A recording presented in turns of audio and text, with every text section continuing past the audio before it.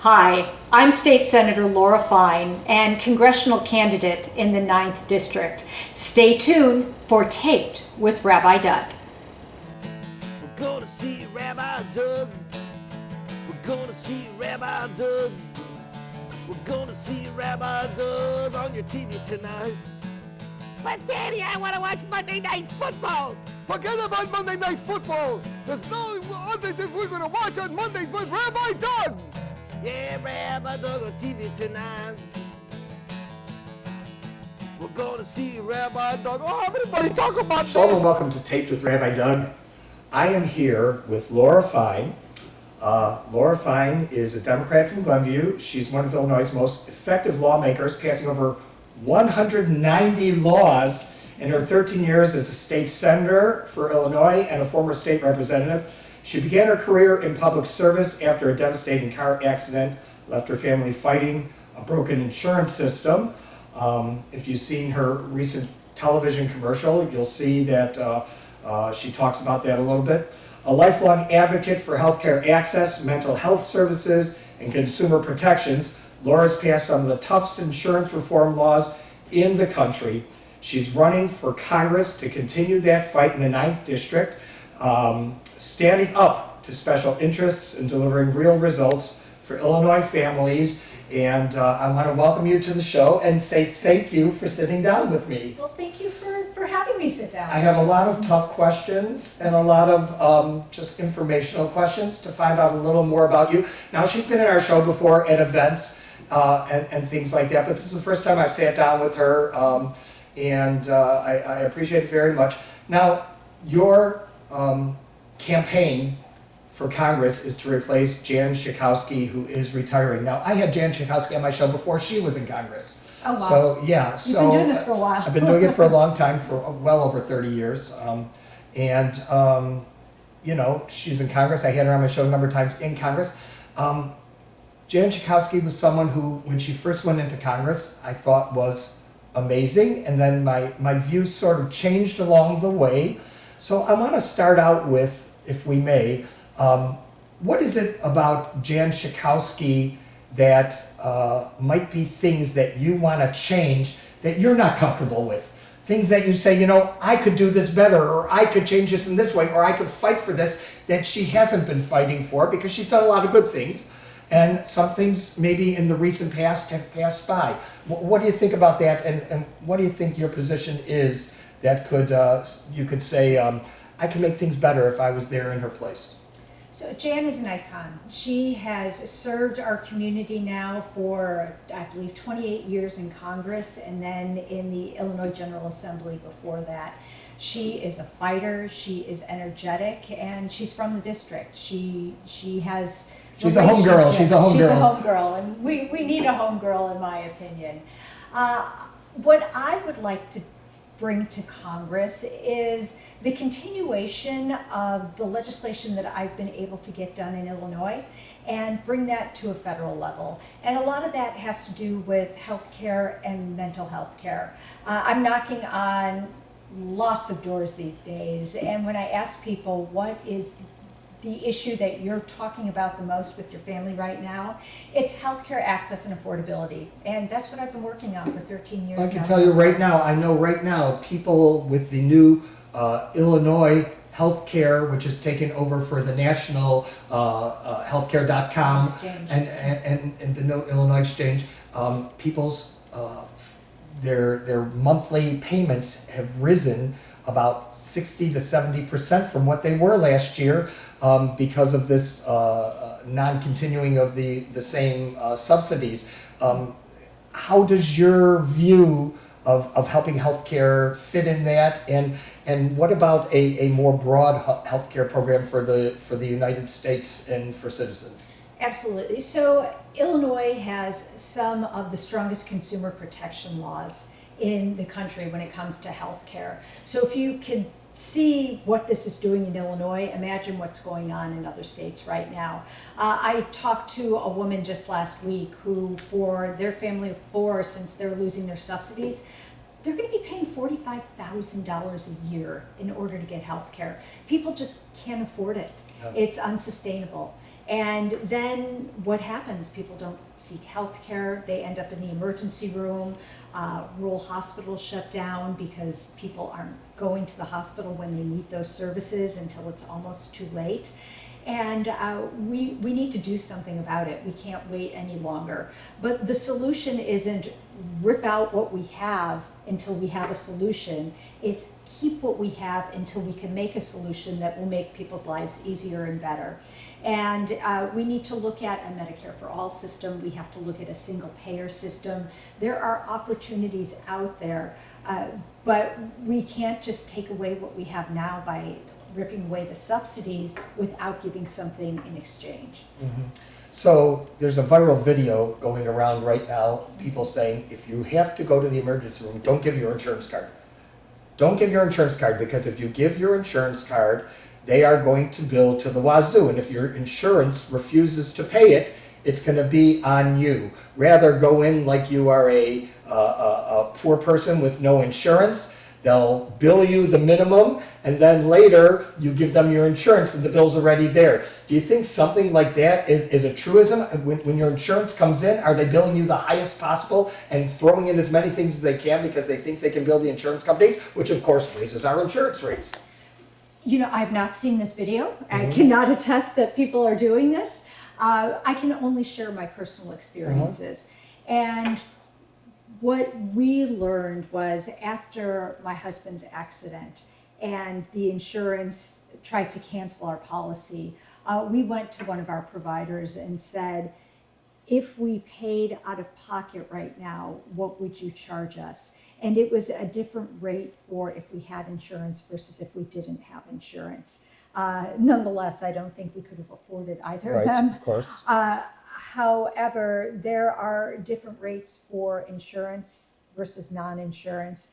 And I feel like the healthcare industry is very confusing because people will call me up to say, I don't understand why this was denied. Can you help me? And I'll say, sure, but I have to ask a few questions first. And that first question is, who regulates your plan? Is it a state-based plan? Is it an ERISA plan where the federal government regulates it? Is it Medicaid? Is it Medicare? Is it a self-payer plan? So there's a lot of confusion in healthcare and getting it covered. And many people just, they walk away because it becomes so stressful. Okay. So Jen Skokie was very involved in foreign affairs. She's on secret committees and so on. And obviously she will be replaced on those. Is that something that you want to get involved in, foreign affairs? Is that something that you're vying to say, if I'm in Congress, I am going to get very involved in foreign affairs because that's something that's very close to you and something important to you? It is. So I do have a master's in political science with the emphasis in public policy and a secondary in foreign affairs. So this is something that's very near and dear to my heart. To get on a foreign affairs committee, I don't think they're going to let the newbie on. No, of course not. Of course not. That's why I say she will be replaced. But is that a goal for the future if you're in Congress? For me, it would be, because there are so many things that are going on right now that I'd like to be part of the solution. What about the rising costs of groceries, of gasoline, although right now things are at a low level because of what's going on in Venezuela right now and everything. Gas prices have dropped a bit. What are your thoughts about this, the costs that are going up and the unaffordability of people to feed their families in some cases? And that's exactly what people are talking about. When I knock on their doors and say, what are the issues that you're talking about at the dinner table? It's, can I afford to take my child to the doctor if they get sick? Can I afford to put food on the table? Will I be able to send my child to school? These are real issues that are affecting people right now. And we need a government and a legislature that's going to really dig deep to make sure that people can live a happy and successful life without these economic stressors. Do you think that your position in becoming a congresswoman is worrying about your own state as much as you are worrying about the entire United States of America? Because there are people in Congress today who they're focusing on the entire country, and their state seems to be left behind. And on the other side of things, there are people in Congress today who are focusing on their own state, and they don't seem to be helpful when it comes to votes that affect the rest of the country. I think the job of the legislature is both. That's how I sort of see my position in Illinois. You know, as the senator for the 9th State Senate District, I represent the constituents within my Senate district, but I also have to look at how's it going to work in the rest of the state? Because, you know, we have a saying in Springfield, it's 30-61. You need 30 votes in the Senate, 60 votes in the House, and then you have to get 1 signature by the governor. And so if you're just focused on how is it going to help you and your constituents, other people aren't going to work with you because they're going to want to know how is it going to affect my constituents, because they can't support something if it's going to help mine and hurt theirs. So you really have to look at a lot of the legislation in a more well-rounded way. Being that we are in a very volatile political environment in this country, there are people who are staunch Republicans, there are people who are staunch Democrats, and there are people who are looking for bipartisan support in everything they do.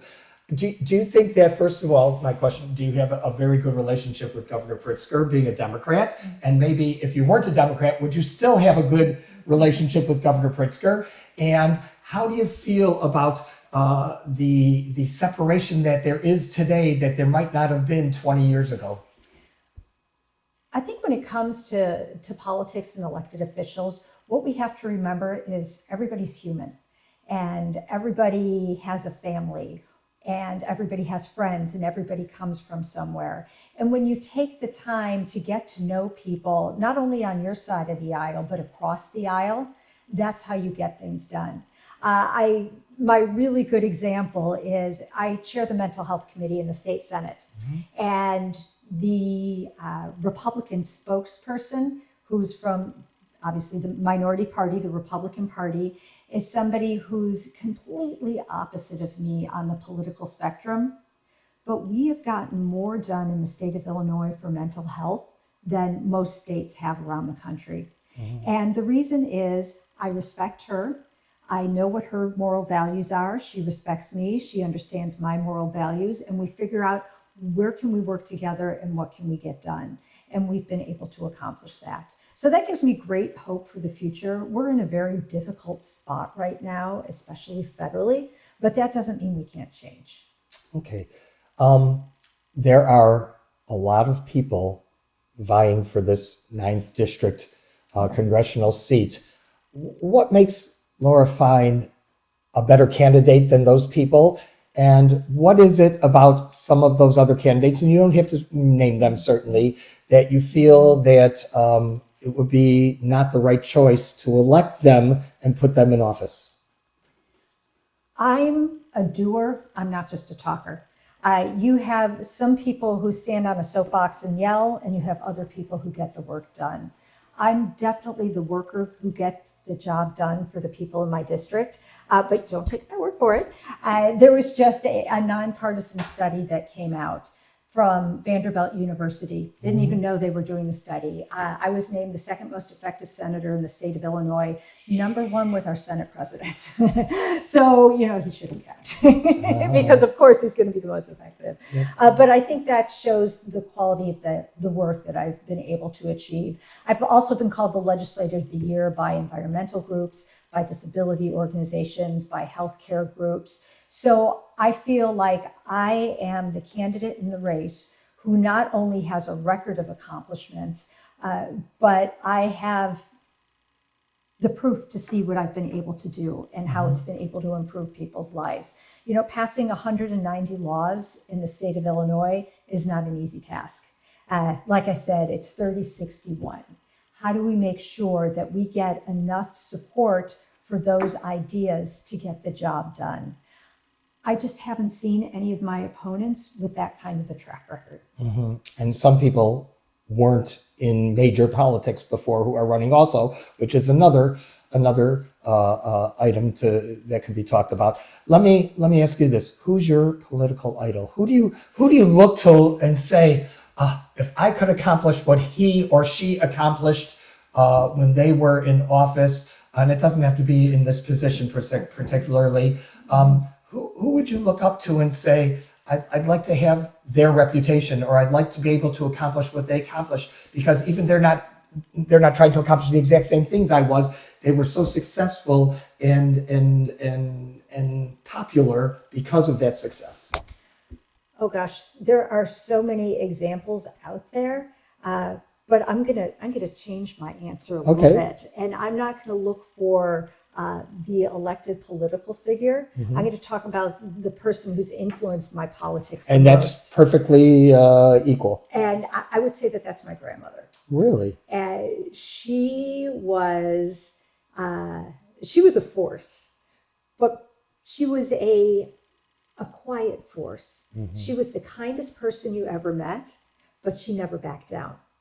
And from her, I learned that you respect everybody. You treat the janitor the same way as you would treat the president. And you listen to people, because if you don't listen to people, you'll never understand where they're coming from or what their life's experiences have been. So from her, I learned that you've got to be out there working to better the lives of other people, but do it in a manner that's kind. Because sometimes we lose the kindness when we hear about the political arena, and you just don't have to lose who you are. Very good. Very good. I hate going to controversy, but I have to. Donnie, the new mayor of New York, obviously has proclaimed a lot of things which many people consider to be anti-Semitic or scary in that way. Anti-Semitism has grown so much in this country as an acceptable way of acting. And you and I both are on the same boat as far as our feelings about this growth of anti-Semitism. How do you fight it? How do you find people to tell them, this isn't right, and get them to still support you? We can't be silent. That's the first part. So I'm fortunate. I have a bully pulpit. I co-chair the Jewish caucus in the Illinois Senate. And by using that position, I've been able to speak out against hate of all fashions and anti-Semitism. When people become silent, it becomes normalized. And we can't allow that to happen. We're seeing it happen in our own communities. You know, we know the number of anti-Semitic incidents have increased. I don't remember what the percentage is. Too much. Yeah, over the past year. But I feel like it's up to us to stand up to that. Is it an easy thing to do? No. Can it be scary? Yes. But are we doing this for the next generation? Absolutely. We have to make sure our voices are heard. So that's why in the General Assembly, I have worked to secure funds for security protections in houses of worship, at day schools, at not-for-profits. I've worked to make sure we can get money for the Holocaust Museum, the Simon Wiesenthal Center, because these are issues that are very important to me. And we need to have a voice, because as the saying goes, if you're not at the table, you're on the menu. There are other Jewish candidates running for this 9th district against each other. And as each of them has a different view, how is your view as a Jewish candidate different? Well, gosh, put 10 Jews in a room and get 20 opinions. Absolutely. So, everybody has a right to their own opinion. Again, I think it boils down to, you might have your opinion, but what have you done? What is your track record? Where have you been standing up for the community? And I think that's what makes me stand out from my other opponents who might also be Jewish. So it's interesting, this position has been held, what Jan has now, by Jewish people for a long time.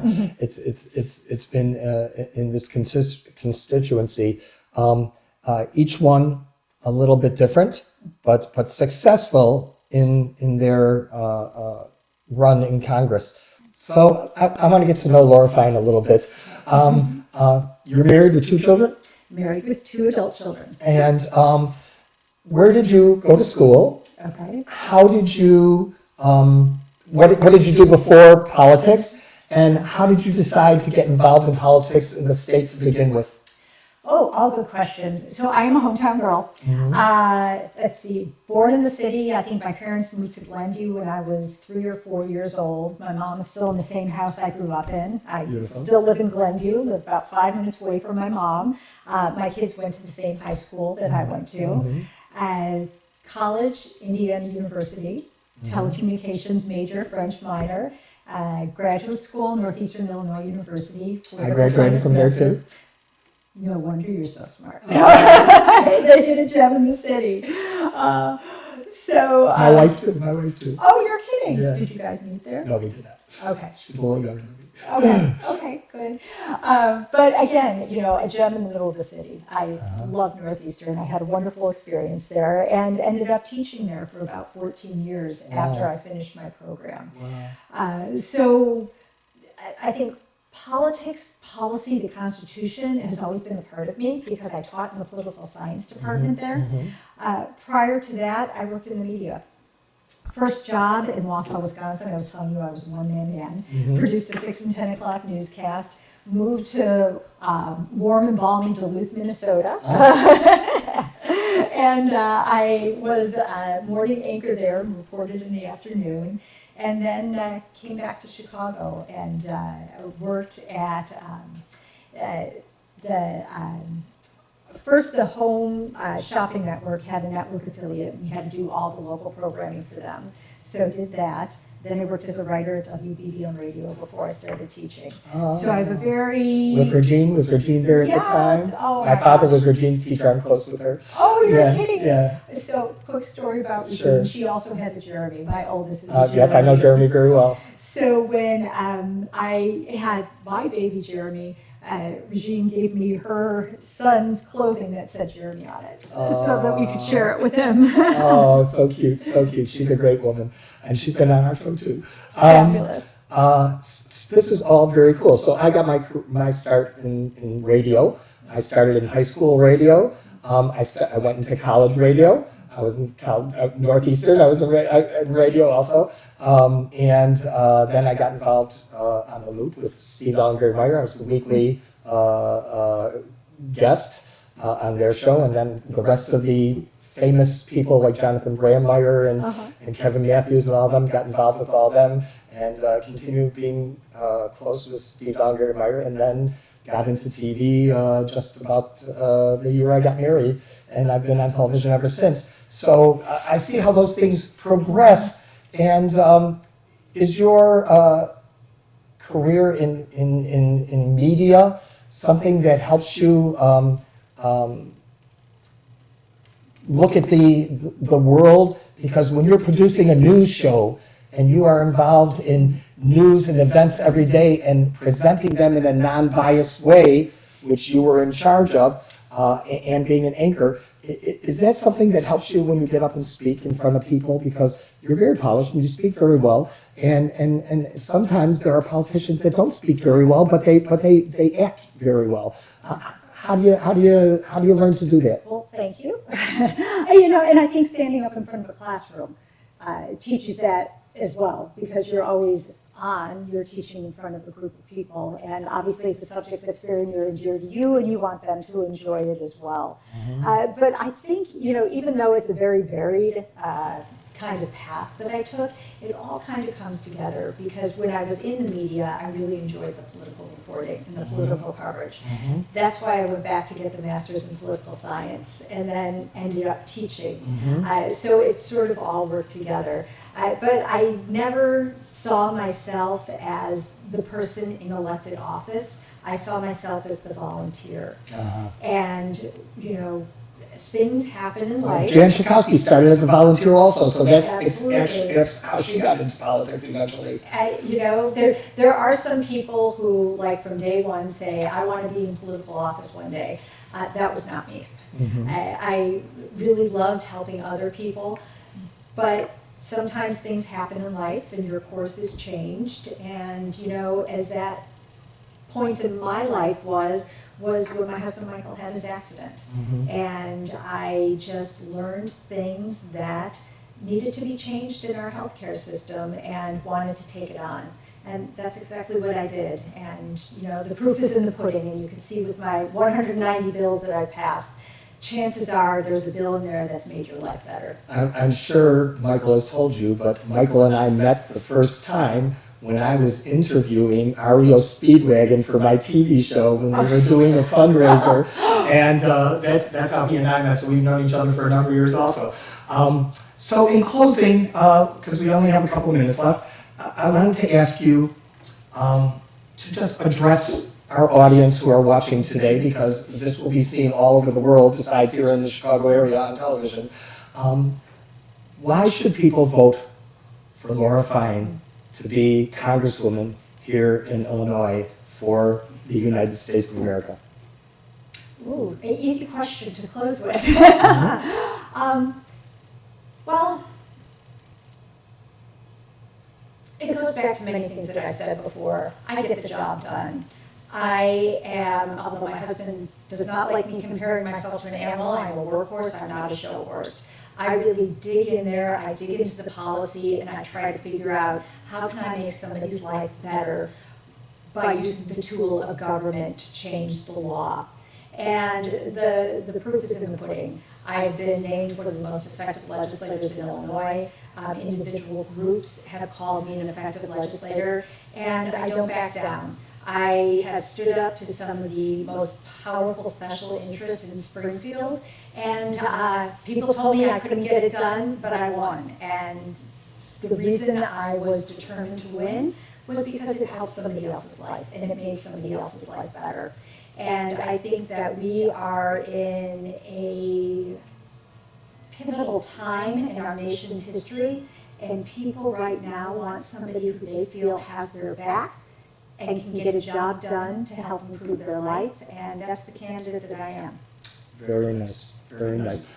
Laura Fine, I want to thank you for being with us and being on the show. I want to thank all of you for being with us. Remember, you can check out our website, www.tvrabbi.com. You can also see former shows on the web or on our YouTube channel, my Rabbi YouTube channel. You can also see it on there. Monday nights, 8:30, Channel 19 in the Chicago area. I wish you much success. If you want to email Laura or me, you can send me an email directly, info@tvrabbi.com. I will forward her, and I know she'll get back to you personally, or campaign will at least. And I wish you much success in all your endeavors.